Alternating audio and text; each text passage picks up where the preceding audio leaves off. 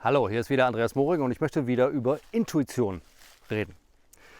Und über folgende Situationen, die jede und jeder von uns tausendprozentig kennt. Wir gehen irgendwie los und wir merken, irgendwas habe ich vergessen.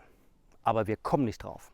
Wir haben aber das Gefühl, das Bauchgefühl, dass irgendetwas fehlt, dass irgendetwas nicht stimmt, nicht stimmig ist, nicht vollständig ist. Und wir denken und grübeln und wir kommen mit unserem rationalen Nachdenken nicht darauf. Und dann irgendwann fällt es uns ein oder wir merken schlicht und einfach, was wir vergessen haben. Bei alltäglichen Routinen. Das zeigt zwei Dinge. Erstens, wir alle haben Intuition, ob wir das sozusagen wollen oder nicht. Sie ist einfach da. Und zweitens, Intuition liegt dann auch richtig, wenn es um gut bekannte Umstände, Umfelder oder Abläufe oder Prozesse bei uns geht. Denn Intuition, anders als der rationale Geist, merkt sich Abläufe, merkt sich Muster, merkt sich Zusammenhänge und merkt sich auch sehr viele kleine Details in diesen Zusammenhängen, ohne dass wir das, wie gesagt, rational jetzt irgendwie bewusst abspeichern. Und wenn dann irgendwas nicht passt oder wenn irgendwas fehlt, dann gibt uns unsere Intuition den Hinweis. Und das manifestiert sich dann eben in diesem Gefühl, beispielsweise, Mensch, irgendwas habe ich doch vergessen, irgendwas stimmt nicht.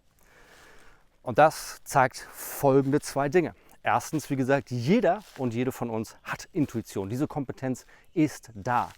Denn sie ist eine natürliche Kompetenz, die wir von Geburt an nun mal haben. Und das ist auch gut und richtig so.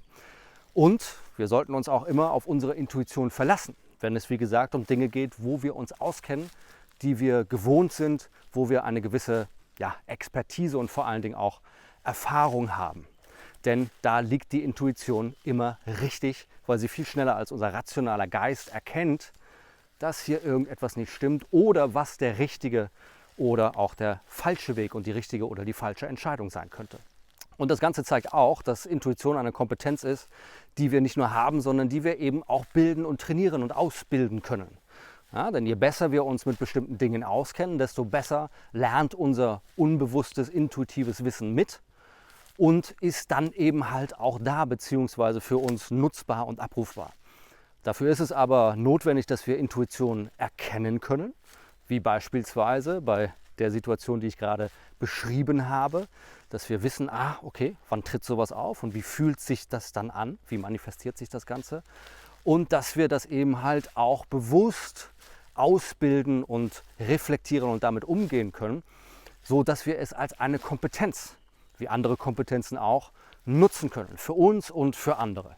Und diese natürliche Kompetenz, das wisst ihr, die lernt man am besten da, wo sie herkommt, nämlich in der Natur. Und deswegen sind meine Seminartouren zur Ausbildung bzw. zum Entdecken und eben halt auch Trainieren von Intuition als wichtiger Kompetenz im digitalen Zeitalter. Nicht in irgendwelchen Seminarräumen und auch nicht online, sondern in der Natur. Da, wo es herkommt, da lernen wir es am besten. Und jeder von uns hat das.